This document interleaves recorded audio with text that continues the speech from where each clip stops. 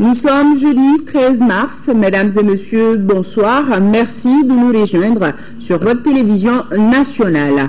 Le président de la République, accompagné de son épouse, s'est envolé aujourd'hui pour une visite de travail de 72 heures au Congo. Il a été accompagné à l'aéroport international de Bamako-Sénou par le Premier ministre Oumar Tatamli, des membres du gouvernement et des présidents de certaines institutions. Le président de la République, Ibrahim Boubacar Keïta, accompagné de son épouse, en partance pour le Congo. Il a été accompagné à l'aéroport de Bamako-Sénou par le Premier ministre Oumar Tatamli. Poursuite du dialogue inclusif entre le gouvernement, ses partenaires et les groupes armés. L'atelier de haut niveau qui s'est ouvert ce matin a pour but d'échanger sur le redéploiement de l'administration dans les régions du Nord afin de faciliter l'accès des populations aux services de base. Pour aboutir à ce résultat, le gouvernement s'engage à assurer la sécurité des populations, un engagement soutenu par la communauté internationale puisque les Nations Unies apportent un appui d'1,5 milliard de francs CFA pour le financement de 3 sites de cantonnement des groupes armés. Les deux parties ont signé un document, c'était en présence de Mohamed Diarra. C'est au bord du fleuve Djoliba que gouvernement, partenaires techniques et financiers et les différents mouvements armés se retrouvent pour jeter les bases de réflexion solide pour des pourparlers inclusifs. Cet atelier de haut niveau a pour objectif d'échanger sur le redéploiement de l'administration et l'accès des populations aux services sociaux de base. Le redéploiement de l'administration représente l'un de ces défis. Sans le retour effectif et rapide de l'administration dans le Nord, le retour de la paix et de la sécurité dans ces régions sera difficile. Le retour de l'administration est non seulement primordial en lui-même, mais aussi une condition nécessaire pour que les populations aient un meilleur accès aux services sociaux de base, tels l'éducation, la santé, l'eau et l'électricité. Soutenir le retour d'un représentant de l'État, des préfets, des juges, des médecins ou des maîtres d'école est donc soutenir un changement concret dans la vie de la population. À la date d'aujourd'hui, 85% du personnel de l'éducation et 65% du personnel de la santé ont repris du service à Tombouctou et à Gao. La région de Kidal enregistre moins de 30%. Une situation qui s'explique par le climat d'insécurité qui règne dans la région, précise le ministre de la Réconciliation. Et pour ce faire, le gouvernement a entrepris des actions dans le cadre de la reconstruction des infrastructures dans la région du Nord. Le gouvernement a lancé un programme de reconstruction et de relance de l'économie locale de ces régions, utilisant les ressources d'appui budgétaire constituées à cet effet. Ce programme d'un montant de 35 milliards, dont 24 milliards au titre de 2014, vise à réhabiliter les infrastructures détruites pendant l'occupation des régions du Nord par les groupes terroristes et criminels et djihadistes coalisés. Ce programme permet aussi de fournir des marchés aux entreprises locales et des emplois, notamment aux jeunes de la région. Outre le retour de l'administration et des déplacés dans les régions septentrionales, le gouvernement accorde du prix à la sécurité des personnes et de leurs biens. Le retour sera un acquis que si nous gagnons la bataille de la sécurité. Il nous faut impérativement sécuriser toutes les localités, tout comme l'espace territorial couvrant les régions de Gao, Tombouctou et Kidal, afin que circulent librement les biens et les personnes, que le personnel de l'État et des collectivités locales puissent assumer en toute quiétude leur mission au service du bien-être de la population. Pour y parvenir, la communauté internationale restera mobilisée aux côtés du Mali. Et pour ce faire, les Nations Unies mettent à la disposition du Mali un montant d'1,5 milliard de francs CFA environ pour le financement des 3 premiers sites qui seront identifiés pour le cantonnement des groupes armés. Les deux parties ont paraphé le document. Le patron de la MINUSMA a aussitôt rencontré les journalistes pour leur donner plus d'informations sur le processus de cantonnement. Un site doit être sécurisé on doit avoir la logistique. Et nous sommes prêts à accompagner ce processus. Une absence a retenu l'attention des uns et des autres lors des ateliers de haut niveau. C'est celle des représentants du MNLA. Mais pour le ministre Diarra et le patron de l'aménagement, le train de la paix est en marche et reste ouvert. Personne n'est donc exclu. L'ambassadeur de Russie, de la Palestine et d'Allemagne au Mali est reçu par le président de l'Assemblée nationale. Avec ces trois personnalités, il a été question de la stabilisation totale du pays. Youssouf Diakité, reportage. La première personnalité reçue par le président de l'Assemblée nationale, c'est l'ambassadeur de Russie au Mali. Alexis Dolian est venu réitérer l'accompagnement de son pays au peuple malien. Et j'ai profité de cette occasion pour remettre au président le message de félicitations et de bons voeux de la part de son homologue russe, président de la Douma d'État, Sergei Narishkin. On a eu un entretien très amical et très utile où nous avons évoqué des différents problèmes de coopération russo-malienne et le rôle des parlements dans la promotion de cette coopération dans diverses branches. Ensuite, le président de l'Assemblée a reçu l'ambassadeur de Palestine, Abdelkarim Ewada, quant à lui demande l'accompagnement du Mali. Mon but essentiel, c'est d'avoir toujours le support du Mali par rapport à notre cause palestinienne. Comme vous savez, on va passer dans cette période à partir du 17 mars, quand le président Mahmoud Abbas il va visiter les États-Unis d'Amérique. Et comme prévu, je pense qu'il va, le mise en planche va exercer beaucoup de pression sur notre président. Et pour ça, et parce qu'on sait que l'opposition de Mali, c'est ferme et constant, toujours, par rapport aux causes palestiniennes. Et enfin, c'était le tour de l'ambassadeur d'Allemagne d'être reçu par le président de l'Assemblée nationale. Avec lui, il a été surtout question de coopération militaire. On a fait un peu un tour des différents aspects de la coopération. C'est le militaire, mais évidemment aussi la coopération au développement, où, comme vous savez, l'Allemagne est fortement impliquée dans l'agriculture, dans la décentralisation et d'autres champs. Tous ont saisi l'occasion pour réitérer le soutien de leurs pays respectifs au peuple malien. Journée de réflexion autour des indicateurs du programme d'action du gouvernement et la validation du plan d'action 2014 du ministère de la Jeunesse et des Sports. Les participants venus de toutes les régions du Mali devront doter le département de la jeunesse de documents relatifs au développement économique, social et culturel. Moussa Fani. Les participants venus de toutes les régions du Mali devront produire le plan opérationnel 2014 du département en charge de la jeunesse et des sports. Également, l'élaboration et la validation du programme d'action du gouvernement 2013-2018. Les jeunes constituent d'abord le présent. Leur plein épanouissement et leur insertion dans le processus de développement économique, social et culturel, ainsi que le développement du sport et des activités physiques constituent notre préoccupation. Il s'agit de faire de la jeunesse et du sport des leviers importants de la reconstruction nationale. Le chantier est de réaliser le changement tant au niveau des jeunes que des adultes. La rencontre devra doter le département de la jeunesse des documents relatifs au développement des activités sportives au Mali. L'objectif général est de contribuer à une meilleure appropriation des documents cadres de développement du pays en vue de leur mise en œuvre efficace. Le Forum national de la jeunesse et le tournoi de la paix, de l'amitié et de la solidarité ont balisé le terrain, l'ont fertilisé. Ils ont démontré que la jeunesse et le sport peuvent concourir à asseoir une société démocratique, respectueuse de la règle et fortement tournée vers la réalisation des droits inaliénables des citoyens et des citoyennes. Au cours de la rencontre, les participants vont définir aussi les plans d'action de mise en œuvre des recommandations issues des états généraux de la corruption et de la délinquance financière. Le programme de coopération Mali-UNICEF pour la période 2015-2019 est en phase de préparation. La composante communication pour le développement est au centre d'une consultation qui se tient à Bamako entre l'UNICEF et les acteurs impliqués. Au terme de cette rencontre d'une journée, les participants devront identifier les actes prioritaires de la mise en œuvre de la dite composante. Le compte-rendu de Agali Ag Adissa. L'UNICEF pose les jalons de coopération avec le Mali pour le prochain quinquennat 2015-2019. Cette réunion porte sur la composante communication pour le développement.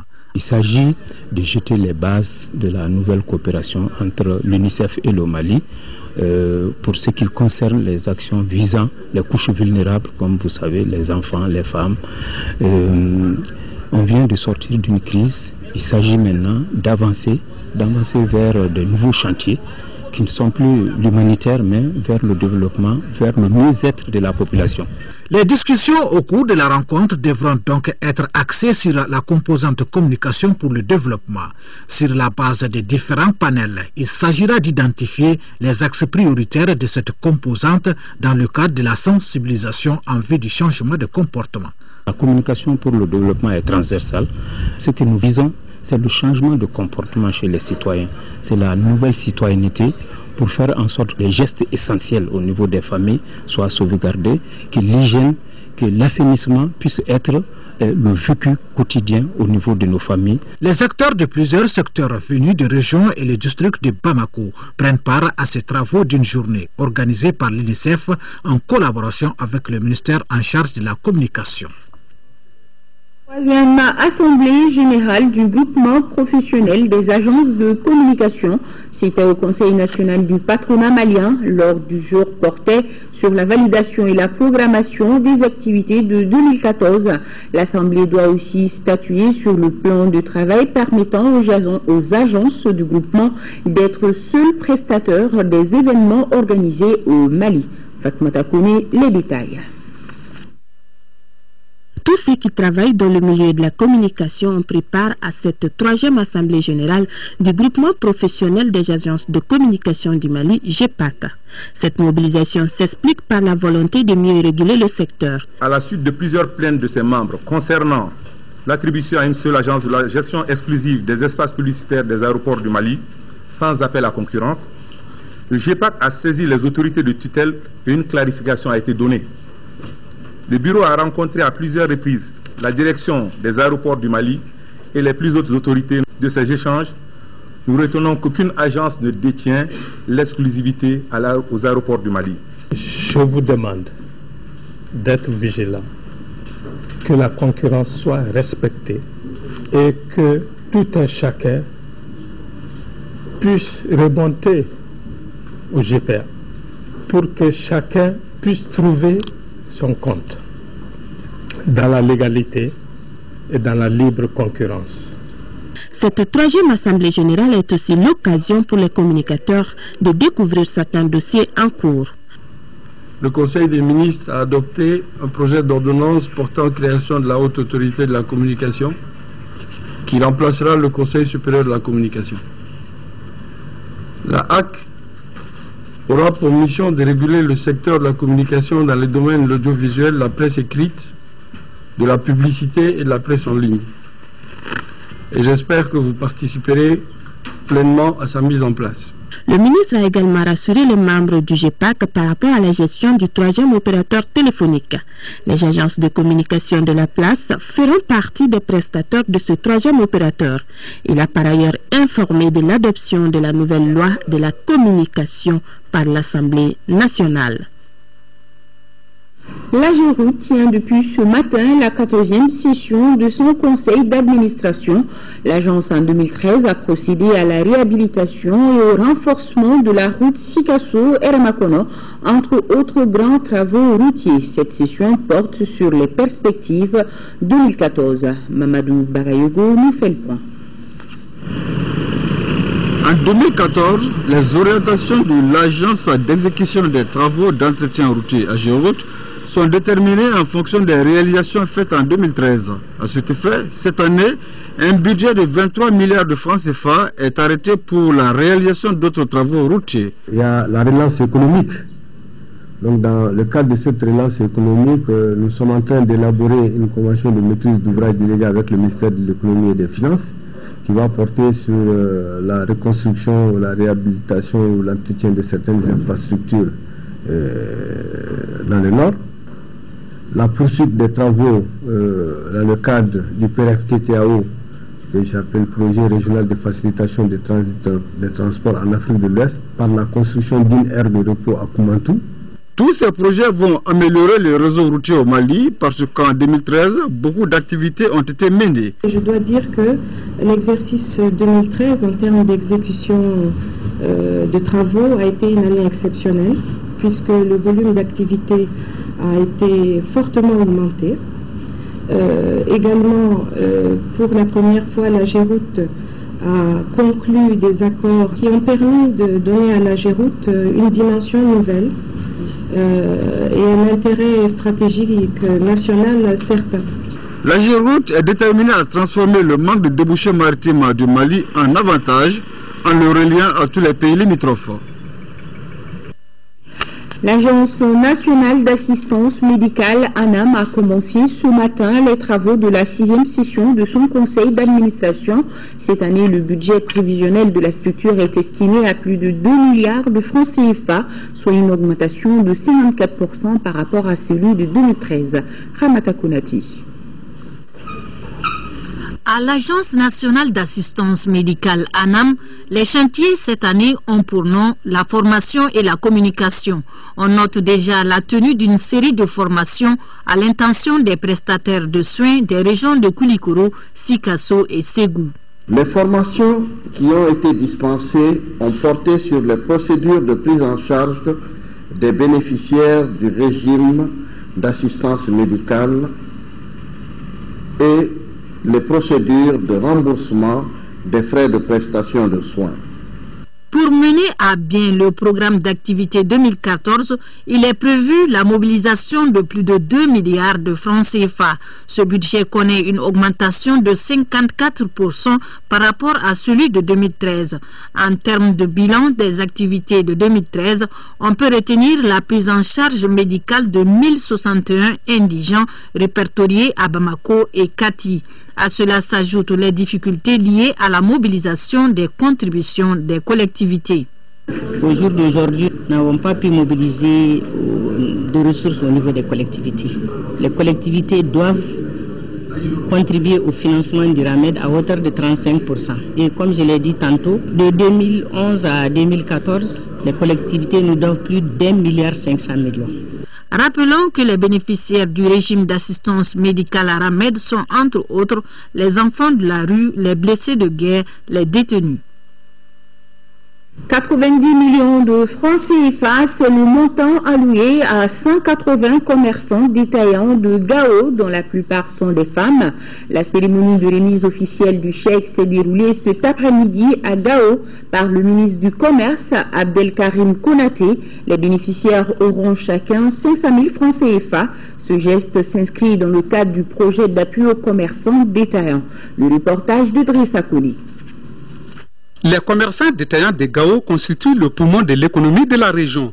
Ils ont vu leur activité paralysée par l'occupation. Ce prêt de 90 millions de francs CFA permettra de relancer non seulement les activités des 180 bénéficiaires, dont 80% des femmes, mais aussi de booster l'économie locale. Les commerçants détaillants ont figuré parmi les premiers cibles des actifs de production détruits, leurs marchandises et leur argent emporté. C'est pourquoi dans le cadre de la 3e phase du projet d'appui aux commerçants détaillants, mon département a initié, en partenariat avec la Banque malienne de solidarité, le Fonds auto-renouvelable pour l'emploi et les centres de gestion agréés, une opération spéciale de financement des commerçants détaillants sinistrés.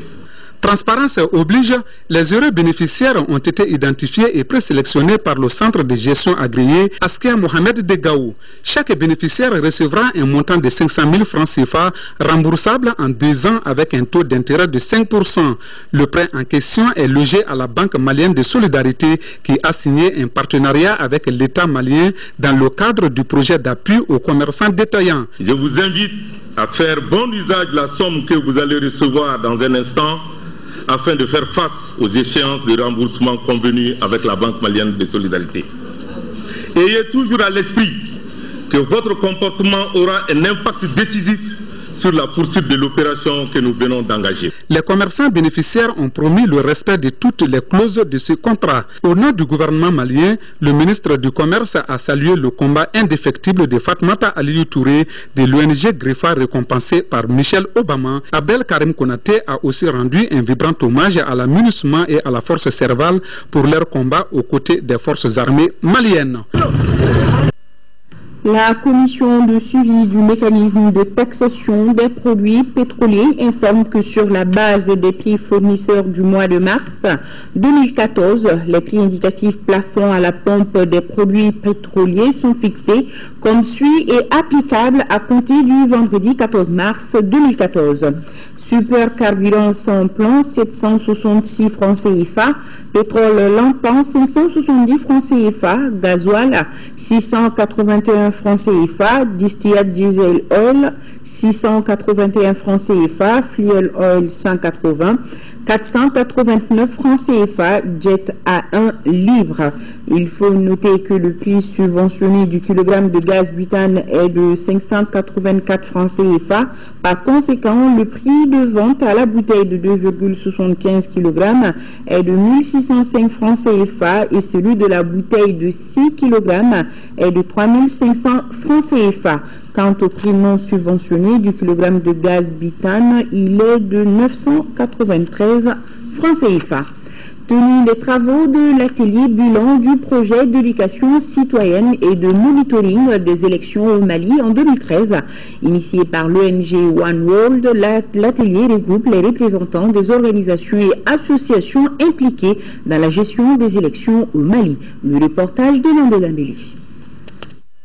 L'objectif premier de cet atelier est d'évaluer la mise en œuvre du projet d'éducation citoyenne et de monitoring des élections, lequel projet a vu le jour en juillet 2013 afin d'accroître la participation des organisations de la société civile malienne au processus électoral de 2013 grâce à la veille citoyenne. Le projet était ambitieux pour le Mali. On était encore dans la crise. Le projet était ambitieux dans la mesure où les délais pour le mettre en œuvre étaient extrêmement courts.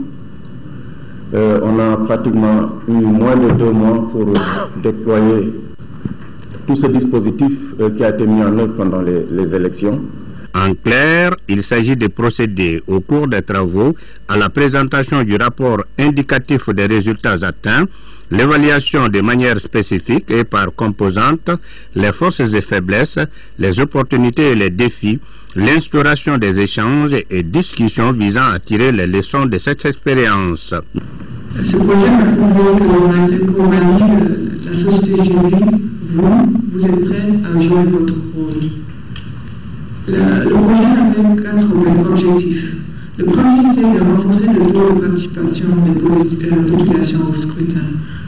Je pense qu'on sait tous que ça a été une réussite. Le taux de participation n'a jamais été si élevé, mais le taux reste toujours bas. Donc qu'est-ce qu'on peut tirer comme leçon de ce processus pour encore amener ce taux à un niveau plus élevé?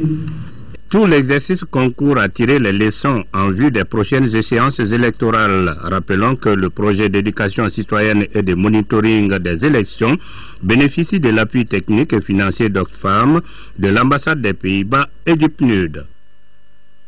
À présent, cette date, le 20 mars 1970, c'est en effet à cette date que l'Organisation internationale de la francophonie a été créée. L'organisation a aujourd'hui 44 ans. Chaque 20 mars est célébré dans les pays francophones. Cette année, le thème international est francophonie, jeunes talents, et le thème national est francophonie, paix, réconciliation, démocratie et développement. Le secrétaire général de l'Organisation internationale de la francophonie, Moussa Sissoko, justifie le choix de ce thème. Il est au micro de Lamine Keïta. La francophonie est née le 20 mars 1970 à Niamey. C'est pour célébrer cet événement, qui est un événement majeur dans le rapprochement des peuples ayant un partage du français. C'est donc pour célébrer et commémorer cet événement historique majeur que chaque année, plus de 20 millions de locuteurs français, la langue française, sur les 5 continents, je précise, 75 pays membres des Nations Unies célèbrent chaque année le 20 mars. Le Mali est un membre fondateur de la francophonie. Il convient que le Mali aussi célèbre la francophonie avec brio. Voilà les raisons de la célébration du 20 mars. C'est une symbolique très forte. Nous avons prévu, il y a un thème central qui est international, c'est francophonie et jeunes talents, en référence aux jeunes talents qui ont été découverts, qui ont été révélés à Nice en novembre dernier. Mais ce qui nous préoccupe le plus aujourd'hui, nous, c'est francophonie, réconciliation, francophonie et paix, francophonie, démocratie et développement. Donc nous avons choisi francophonie, paix, réconciliation, développement et démocratie. Voilà, c'était là Moussa Sissoko, le secrétaire général de l'Organisation internationale de la francophonie au Mali. Le bureau de la coalition malienne de défense des droits de l'enfant a annulé hier après-midi une conférence de presse, ceci pour échanger avec les journalistes sur le rapport 2006-2011 relatif aux droits de l'enfant au Mali. Pour en savoir davantage, Mahamadou Lamine Sissé, président de la COMAD, est au micro de Mahamadou Doumbia. L'apport de la presse dans notre travail n'est pas négligeable. Donc nous nous sommes dit qu'il est important, vu le processus que nous avons commencé, qui est l'élaboration des rapports complémentaires de la société civile que nous devons présenter devant le comité des Nations Unies chargé des droits de l'homme, pour un peu parler de la réalisation et de la mise en œuvre de la Convention relative aux droits de l'enfant au Mali. Le rapport que nous sommes en train d'élaborer est pour la période 2006-2011 et nous travaillons sur des recommandations. Les recommandations que le comité des Nations Unies de Genève a formulées à l'État partie qui est le Mali. Nous étudions qu'est-ce qui a été fait parmi ces recommandations, quel est le niveau de mise en œuvre de ces recommandations, et maintenant nous faisons notre propre idée, élaborer un rapport que nous devons présenter. Et maintenant, si nous voyons par rapport, il y a des efforts qui ont été faits par l'État, des efforts, mais comme vous le savez aussi, toujours il faut redoubler d'efforts parce qu'il y a beaucoup de choses aussi qui restent à faire. Si je prends l'exemple des enfants mendiants, vous voyez que partout aujourd'hui les mendiants envahissent les artères de Bamako et il faut prendre des dispositions. La loi punit cela, mais personne n'a été arrêté parce qu'il a mis des gens dans la rue. Donc nous devons prendre des dispositions par rapport à ça pour mettre fin à ces genres de pratiques. Les 8 institutions de la République ont désormais une section syndicale des travailleurs et c'est Ibrahim Campo du Conseil économique, social et culturel qui en est le secrétaire général pour un mandat de 5 ans. Daouda Sidiki Diarra nous présente le bureau. Ce bureau consensuel d'une vingtaine de membres représente en son sein toutes les catégories de travailleurs. Il est dirigé par Ibrahim Campo du Conseil économique, social et culturel, secondé par Ibrahim Mahaman Touré de l'Assemblée nationale. On a 8 institutions au niveau du Mali. Nous ne sommes pas très nombreux, donc nous voulons qu'on se donne la main au niveau de toutes les institutions, c'est-à-dire les syndicats au niveau de toutes les institutions, qu'on se donne la main pour qu'on puisse arriver vraiment à un travail vraiment qui puisse faire le bonheur et le bien-être des travailleurs au niveau des institutions. Un bureau d'avant-garde, car il s'agira pour eux de défendre les intérêts de tous les travailleurs sans exclusion aucune. La section syndicale des travailleurs des institutions de la République est affiliée au STINTAD. Visite au Mali du calife général de la famille omarienne, El Hadj Thierno Bassirou Muntara Daha Tall, à la tête d'une forte délégation, a été reçu par le ministre des Affaires religieuses et du culte. Le calife est venu non seulement se ressourcer, mais aussi et surtout rencontrer ses co-religionnaires et prendre part à des ziyaras. Ibrahima Choukari nous en dit plus. Sur les traces de son arrière-grand-père, El Hadj Thierno Bassirou Muntara Daha Tall est dans notre pays pour un retour aux sources et pour un renforcement de la fraternité religieuse entre le Mali et le Sénégal et aussi avec la Tarika Tidjania. Je suis ici au Mali, chez moi, pour voir mes frères en islam. Nos deux États sont des États jumeaux. Merci au peuple malien. Au cours de son séjour, le calife général de la famille omarienne sera l'hôte de certaines notabilités religieuses de notre pays, tant à Bamako qu'à Kaï. Aussi, il participera en tant que guide religieux à des ziyaras ou visites aux morts. El Hadj Thierno Bassirou Muntara Daha Tall est redevable de la société malienne où il a fait son éducation religieuse. Le ministre des Affaires religieuses et du culte lui a transmis les salutations du président de la République et du gouvernement. Recevoir donc le maître, le calife de cette confrérie chez nous, c'est un retour au bercail et c'est aussi une fierté pour nous. Et nous ne ferons qu'au nom du président de la République, du chef du gouvernement, du Premier ministre, le remercier et demander toutes ces bénédictions pour un Mali prospère, un Sénégal prospère, un président de la République accompagné de cela, de cette bénédiction, et pour le bonheur des croyants et surtout de la Tijania. Le guide religieux participera demain à la prière de vendredi à la grande mosquée de Bamako. Bienvenue au calife. Une mission de supervision du FIDA, Fonds international pour le développement agricole, vient de séjourner à Kidal. Il s'agissait pour cette mission de voir les réalisations financées par l'organisation dans la région. En 2013, le FIDA a investi à Kidal plus de 490 millions de francs CFA. Cette année, la région peut s'attendre à un financement de 3 milliards de francs CFA. Le reportage de Tiamoro Sahara et de Sidiki Balou.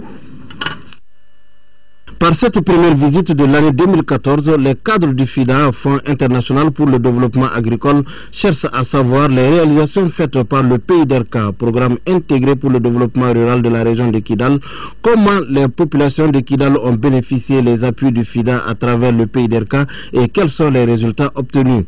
C'est pourquoi la mission a visité le périmètre maraîcher de Intekwa, situé à quelques kilomètres à l'est de Kidal, le CESCOM du quartier Aliou et le centre de santé de référence de Kidal. Les réalisations que nous avons vues, vraiment encouragent, c'est assez encourageant pour que les partenaires continuent à investir.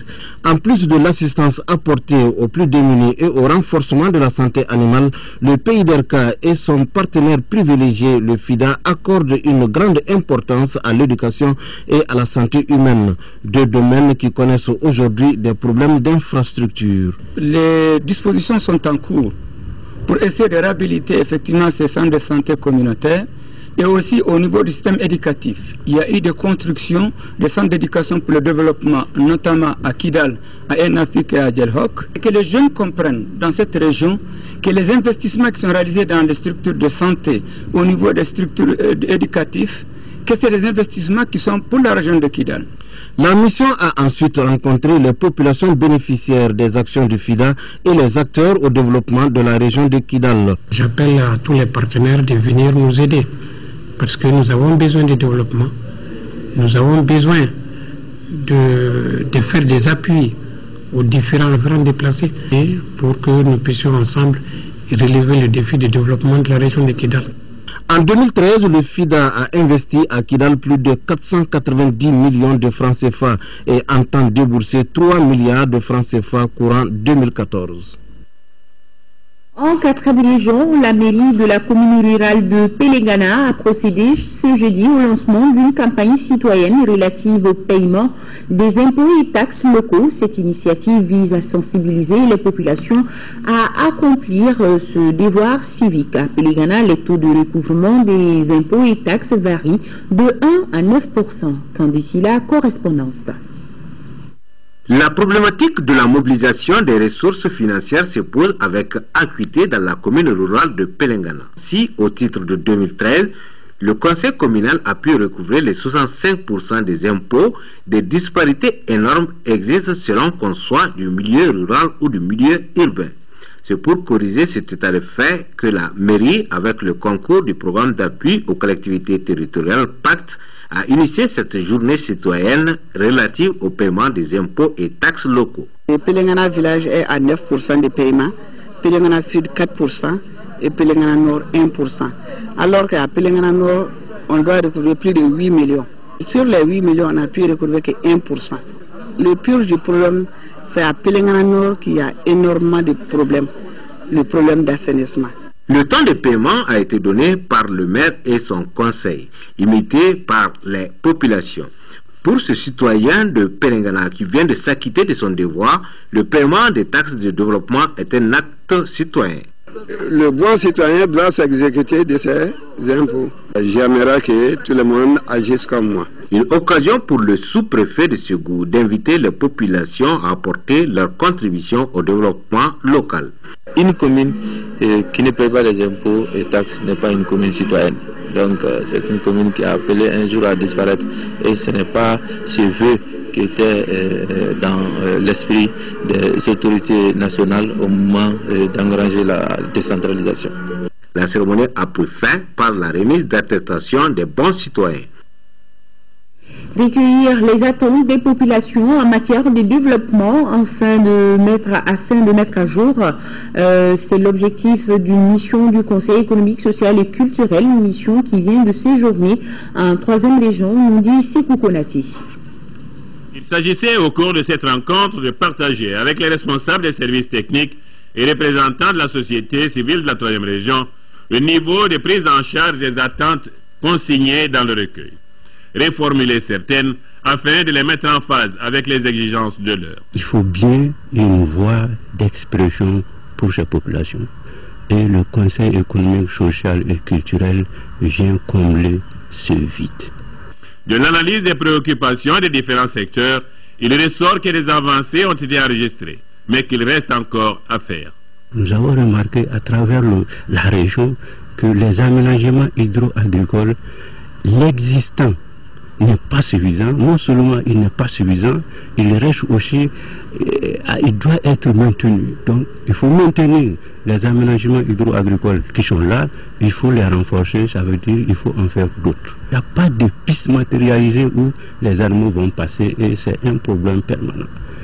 La pêche, ensuite l'électricité, c'est un système privé qui est là, qui est installé. Non seulement la production n'est pas suffisante, mais le coût aussi est encore exorbitant pour la population. Ces différentes préoccupations occuperont une place de choix dans le recueil 2014 au titre de la région de Sikasso.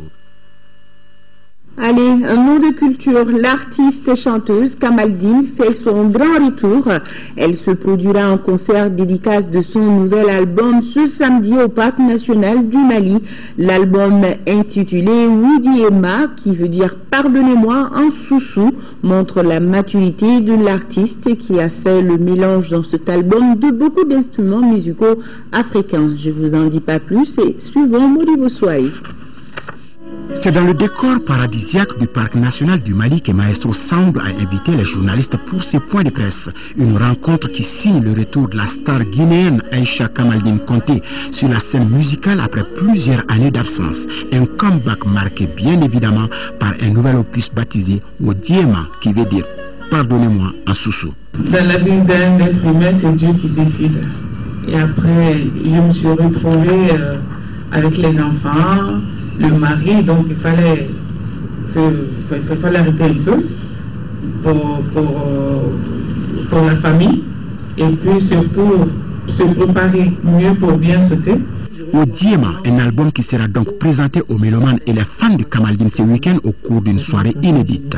Un show qui réunira sur le même podium des artistes maliens et guinéens. La Guinée sera présente sur le plateau, quelques musiciens et aussi les musiciens maliens. C'est ce qui fera la particularité, l'échange d'instruments, l'échange de sons et l'échange même de brancher la guitare de guitaristes pour le même plateau, pour vous, pour le public, pour les journalistes. Au cours de la conférence, l'assistance a eu droit à la projection de quelques œuvres de l'artiste et autres clips vidéo, des images qui ont édifié davantage les journalistes sur la qualité technique de l'album ainsi que le talent artistique de la chanteuse. Nous avons enregistré à Bamako pour les premiers enregistrements. Ensuite, on est parti à Paris. Bon, moi j'ai voyagé avec la voix, complété avec les musiciens français, ce qui est les trompettes, les claviers, et puis la finition c'est le mixage. À l'issue de la cérémonie, la presse a été gratifiée d'une prestation symbolique de Kamaldine, comme pour donner justement le ton de cette dédicace prévue ce samedi soir au Parc national du Mali. Et cette fois-ci, ce sera au cours d'un concert live son et lumière.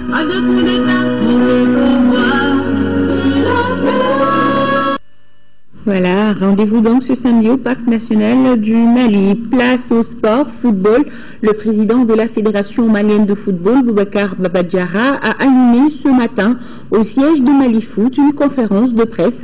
Objectif, dresser le bilan de la FEMA Foot après 6 mois d'exercice. Compte rendu, Abdul Karim Kaba.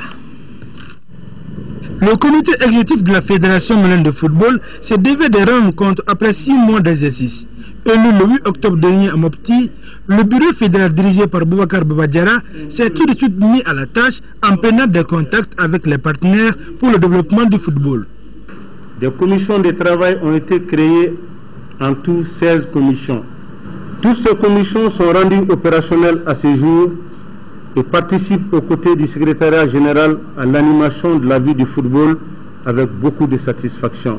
Par rapport à la bonne marche de l'instance, le patron de la FEMA Foot et son équipe cherchent des moyens pour renforcer les infrastructures et la formation. Une nouvelle politique informatique est en cours d'élaboration avec comme socle le tracé d'un schéma directeur informatique. Le programme performance de la FIFA et la convention cadre avec la Fédération française de football serviront de levier à ce mouvement de modernisation de notre administration. Pour atteindre les résultats escomptés, le président appelle les uns et les autres à plus de cohésion. Nous avons aujourd'hui besoin de solidarité. Et cette solidarité ne doit pas être verticale. Elle ne doit pas venir du sommet de la pyramide du football. Elle doit être horizontale et se manifester entre les acteurs de niveau égal. Le football étant un sport collectif, tous les acteurs sont donc interpellés pour tirer dans le même sens afin d'atteindre les objectifs. Voilà, sur ce se referme ce journal que j'ai eu le plaisir de vous présenter. Merci de votre fidélité. La météo tout de suite avec Aïssata Kamara. Bonne suite de programmes en compagnie des programmes de l'ERTM. Bonsoir à tous.